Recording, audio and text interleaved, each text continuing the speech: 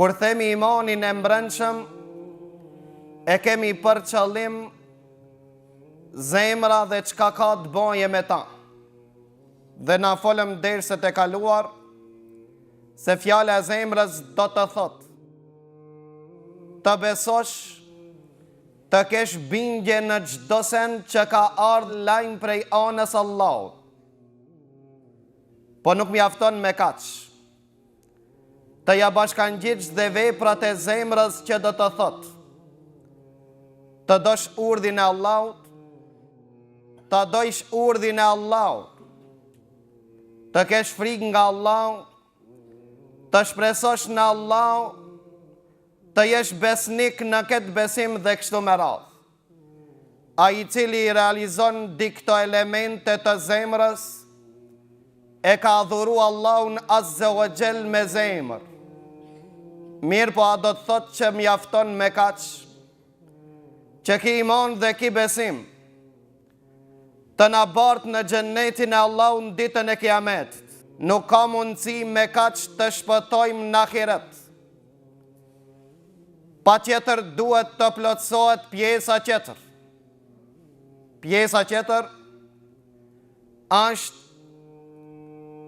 që i thojmë fjala dhe vepra e gjimtyrë. Si që transmetoj Ibn Taymija dhe dietarët e Ehli Sunnetit, se do e mos ai që beson me zemër, do e mos duhet që atë besimin e ati të shpreh. Pra i cili thot, besoj me zemër fort,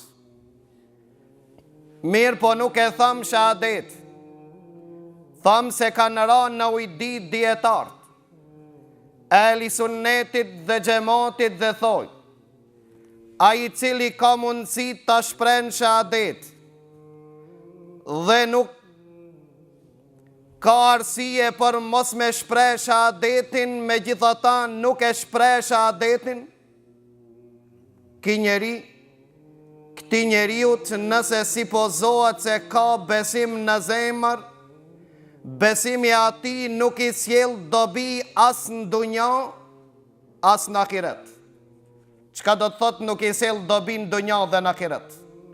Do të thot, me pas shtet islam dhe sheriat, ai që ka mundësi të shpreh shahadet dhe nuk e shpreh shahadetin, s'ka mundësi të i shpëton shpatës. Do të thot nuk ka gjaku dhe malli ati ruajtur, përderisa nuk e shpreh shahadet. Se si kur të kishte qenë e mjaftueshme të besosh me zemër, Ebu Talibi ishte njani që s'kish dishim se pejgamberi Allahut është i dërguar i Allahut. Jo vetëm që besoj, po ai e realizoi dhe me vepra të gjimtyrave, ama nuk e shqiptoi shahadet. Parat pejgamberi sallallahu alaihi wasallam, çështët e fundit të jetës së tij, çka i thonte Ebu Talib, ja am, o xhaxha, thuaj, la ilaha illallah, për këtë fjalë do të polemizoj para Allahut për ty. Mirë, po nuk e tha.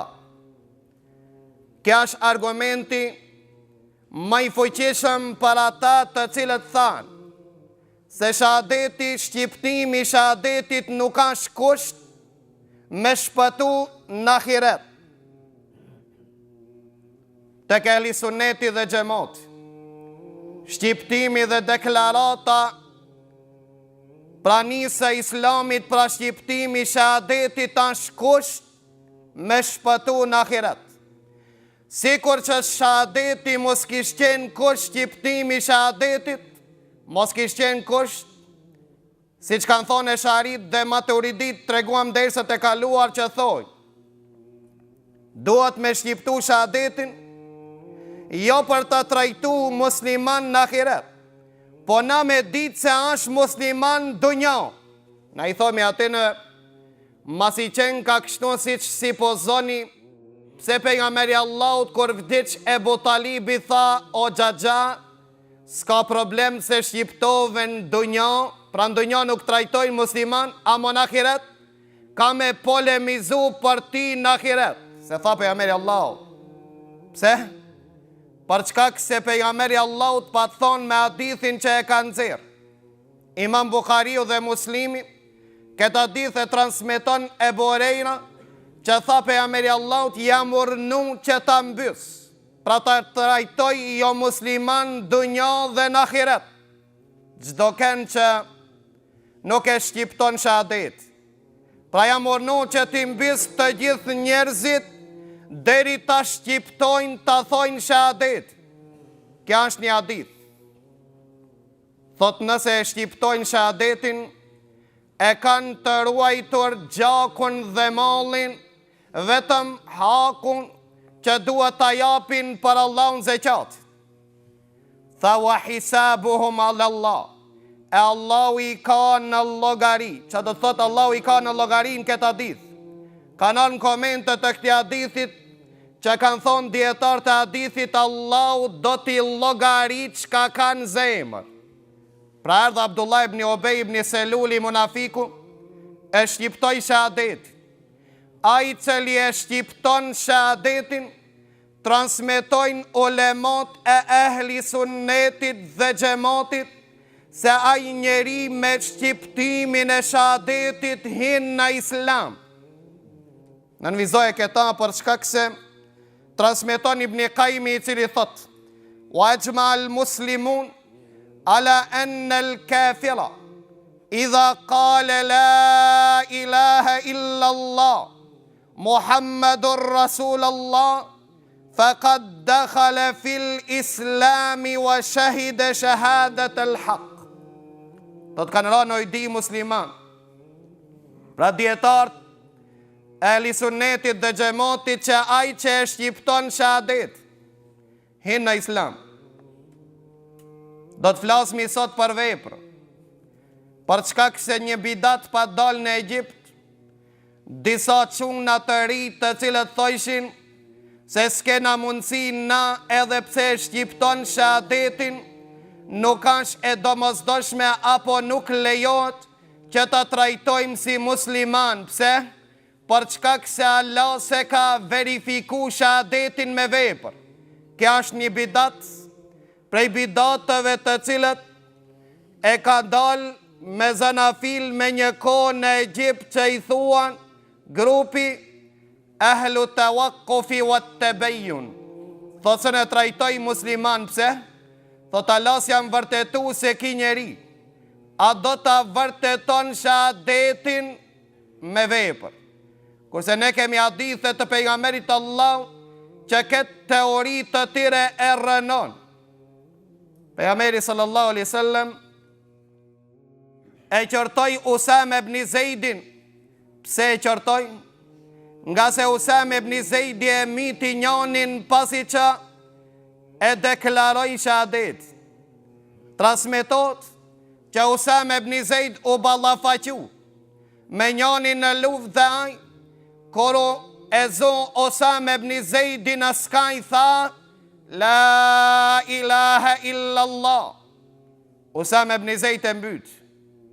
Kur arte pejgamberi sallallahu alaihi wasallam, pejgamberi Allahu te qortoi derisa tha Osame ibn Zeidi, vallahi çat qortim të madh më ka bon pejgamberi sallallahu alaihi wasallam derisa kisha pas dëshirë që mos kisha qenë musliman vetëm atë ditë. Për çka se e pash vetën se e kam bon një gjuna të madh.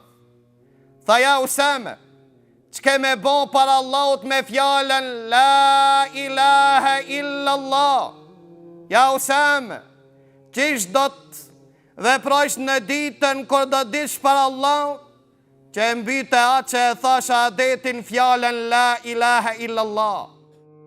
Usame ibn Zeid ju përgjigj dhe tha, ja Rasulallah, ki nuk e tha për qëllim për të kalu në Islam, po kur e pa frigën e shpatës e shqiptoj shahadet. Ta pejgamberi Allahut ma mos ja ken hapën gjoksin dhe ke shiqu që çakan zemrën e ati. Normal se ata të cilët thojnë se nuk mjafton shahadeti për me hi në Islam, Thojnë se Usame ibn Zeidin ka thonë pejgamberi Allahut e ka qërtu, jo pse ka mit muslimonin, po pse? Po a dash mu nal, sa dash mu nëzitu deri ta prite, apo e vërteton me vepër.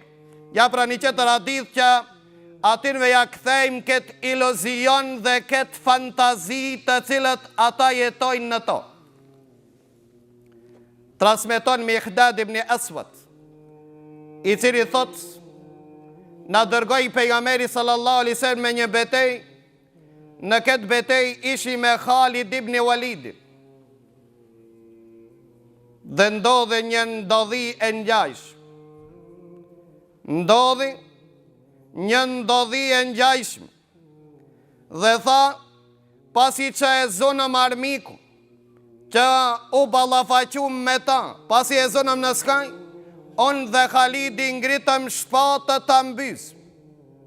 Ai në këtë kohë, tha e pranova islami, jo vetëm shahadet, tha kalova u bona musliman apo e ndrova fe.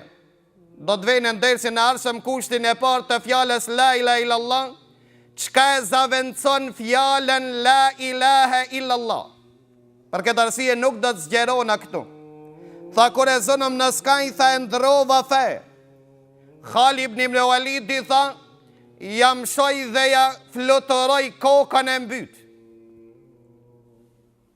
Kur ardhën të pejgamberi sallallahu alaihi wasallam, i treguan pejgamberit Allah, i ngriti durt pejgamberi Allah dhe tha, Allahumme inni ebrau i lejke ma fa'ala Khalid. O Zotu në heqit dorë prej asaj vepre që e ka bon Khalid. Tha ja Rasulallah, e thapi frige prej tutë.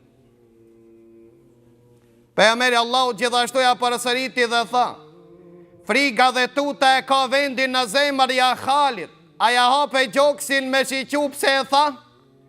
Tha ndëgjoja Khalid, tha pejgamberi sallallahu alaihi wasallam, këto do të mendoj se duhet t'i kushtohet të rëndësit të veçantë. Tha ja Khalid, tha ai ishte në vendin tanë pasi që e shqiptoj shahadetin para se të me mbit ata. Ndërsa ti, tha ja Khalid, je në vendin e ati para se të shqipton fjalen la ilaha illallah. Kjo pak e komplikuar, kanë ardhur komente të hadithit pejgamberit Allahu të ndrysh. Pra po e përsëriti çka i tha pejgamberi Allahu. Tha ja Khalid,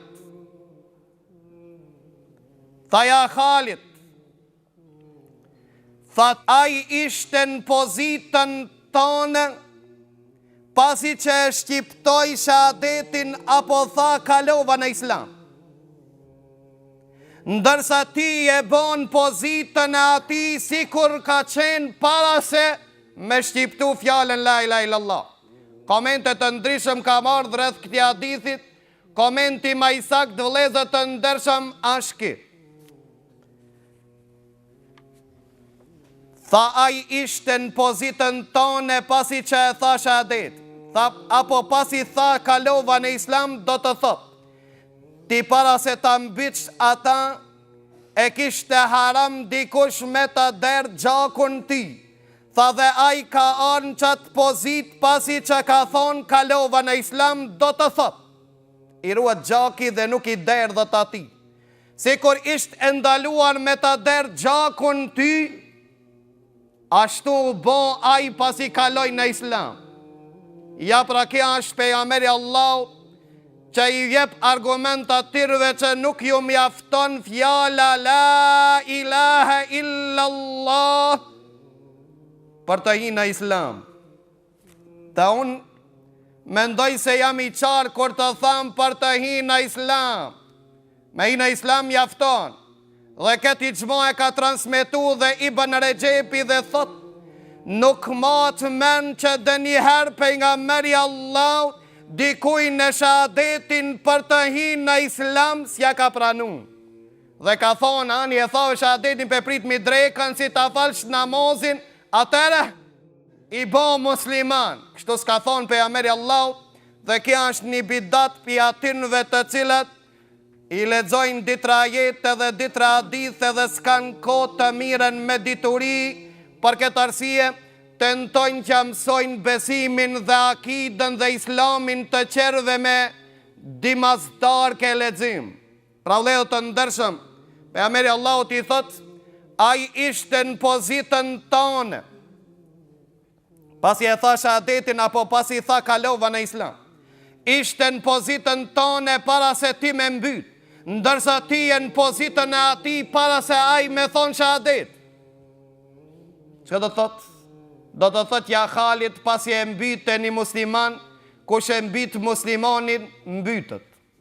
Mos më konë që kije të uil një shibe që ti ki boj ijtihad në qatë moment dhe ke mendu se të lejohet të mbytët, tha ja Khalid kishtë mbyt.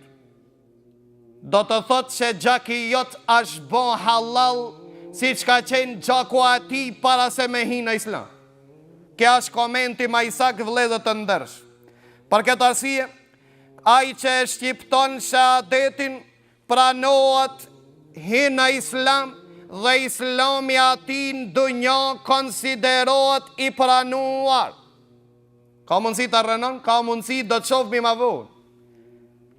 Kur themi se ai që e shqipton shahadet, të na e trajtojmë si musliman, nuk do të thot, kjo që ju kanë përzi atin vetelët, nuk do të thot se islami ti është i mjaftueshëm të shpëton në ahiret.